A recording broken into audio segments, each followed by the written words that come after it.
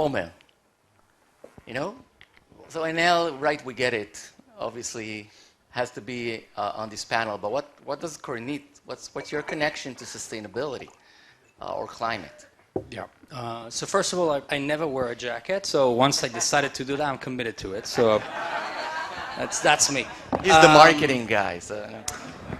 So first of all, I'll start off by saying that Kornit is not a climate tech company. And that is an important statement because I think it opens up the discussion further more than what we have so far, because I think we need to look at the bigger picture. So what we do is we actually develop technology to change the world of fashion, to change the way fashion is being made. And it sounds that it has nothing to do with climate change. But after the energy sector, textile and fashion is actually the second most polluting industry in the world. And right now, just because of a business model constraint, fashion produces 30% overproduction is baked in the way they do business, the way we do business, because we want to be a part of this industry and change it from within. This 30% alone, just this 30% of overproduction is responsible for over 140 trillion liters of water wasted a year. That's over 16 years of drinking water for the entire planet's population. Just the 30%, that's it.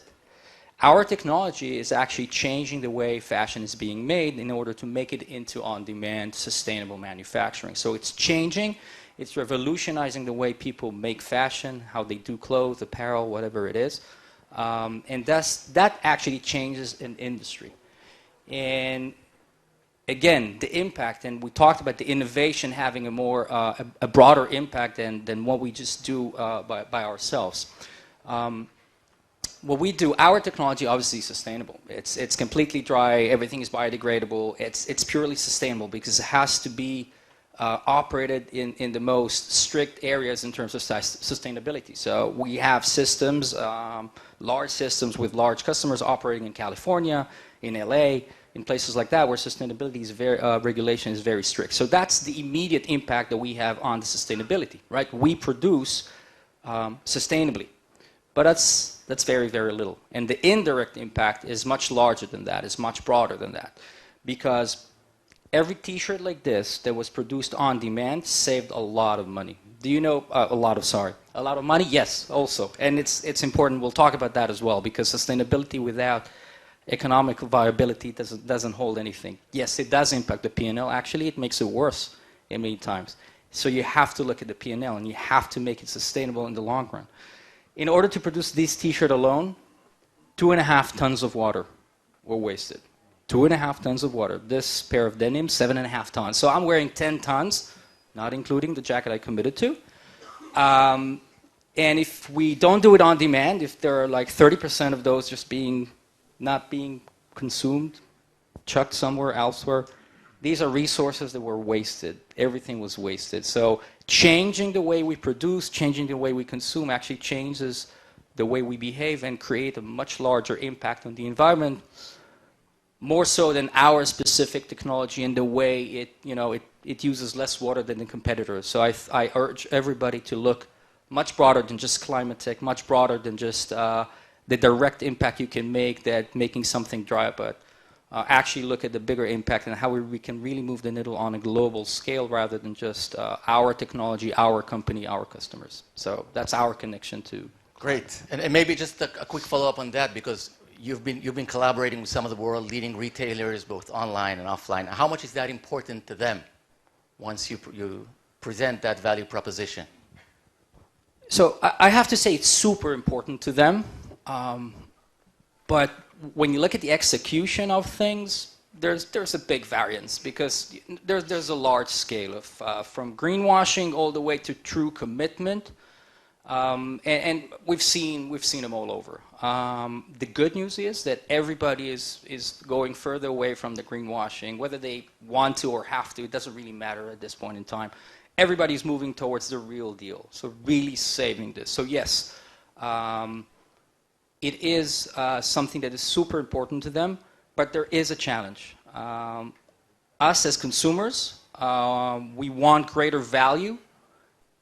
some of it is sustainability, environmental value in what we buy and what we connect to, but we're not always willing to pay more. And this is where the challenge always is. So P&L wise, yes. So how do I commit to sustainability? How do I provide that value to my customers, but they're not willing to pay more, and it costs me a lot more to do that. And this is where these corporations sit. And just to add, Avi, I think that this is why the change has to come from within the corporates and not from outside you. So we always speak about customers, right? But at the end of the day, we see it now in our economy that, you know, raising taxes, making stuff cost more doesn't really push away enough the customers, right? And at the end of the day, I want to buy a T-shirt. I want it to look good still after 100, runs through the washing machine, and the price. It's more important than if the company is sustainable or not. So if we'll wait for ourselves as consumer to make the change, I don't think it will happen. The two things that does happen is that the ability to attract talent now becomes a real issue for companies that are not speaking anything in sustainability. That's an issue.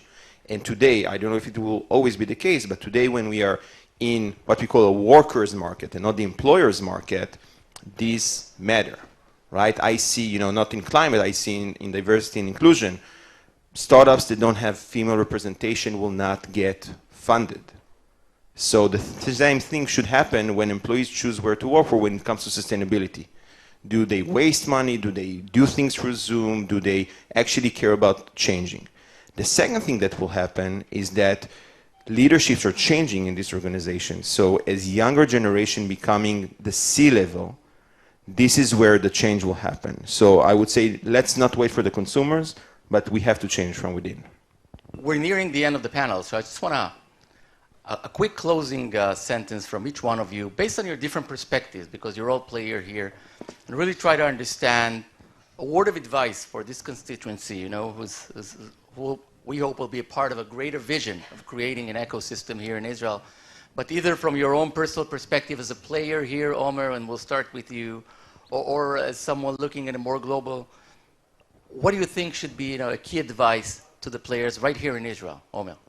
Yeah. Okay. So I'm actually going to talk about a challenge that we're facing right now that, on the face of it, has nothing to do with climate, but has a lot to do with climate. And I think, again, it's a broader perspective of what kind of talent needs to be harnessed in order to solve this issue that we all have. So virtual fashion has become something of a reality in the last year or so, not more than that. These are clothes that will never be made, just on your virtual avatars or skins in a game or whatever it is.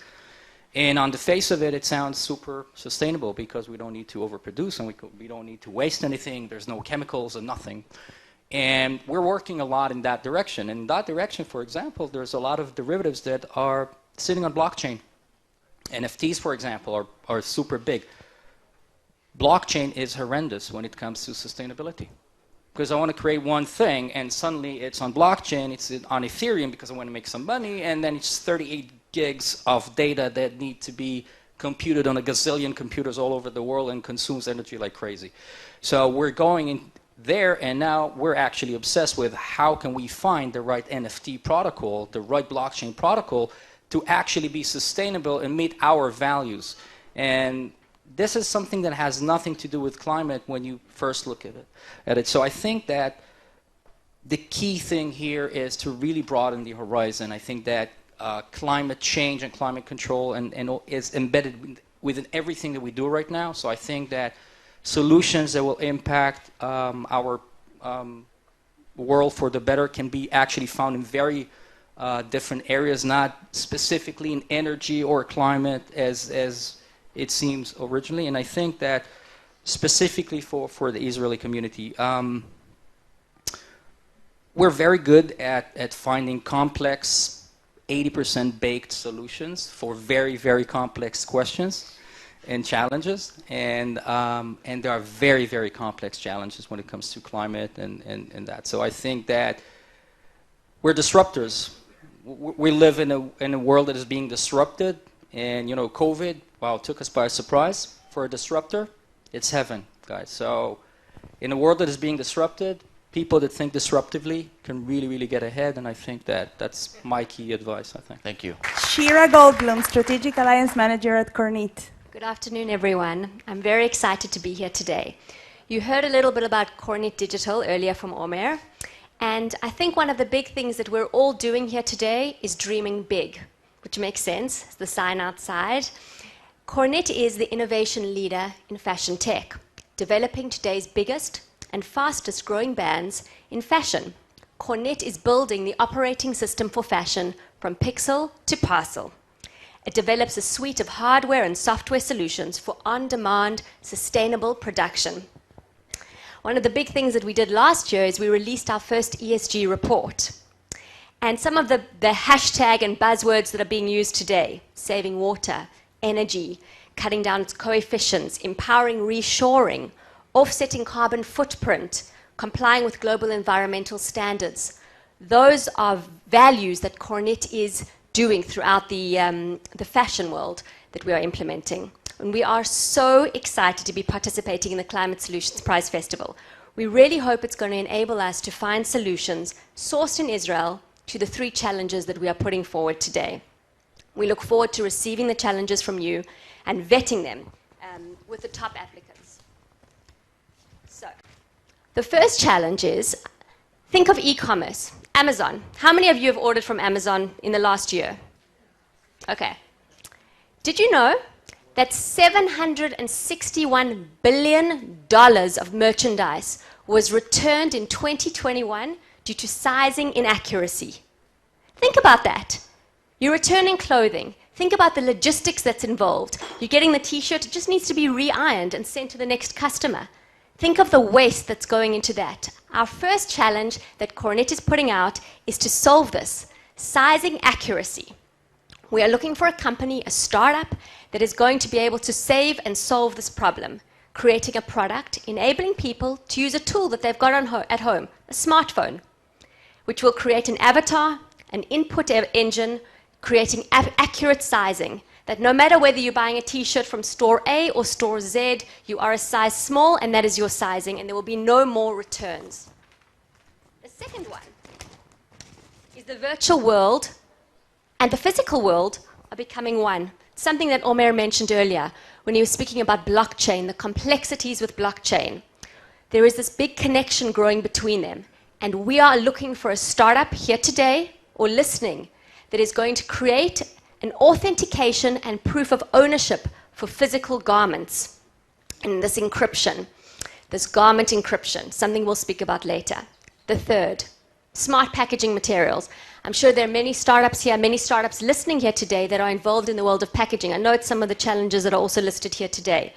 We want someone to transform Kornit's ink bottles to be completely circular, end-of-life responsibility. And we want a startup to come to us to apply to solve that challenge. We are so excited to receive your solutions, to work with you, and to solve these challenges here today. And thank you so much for having us. Thank you, Shira.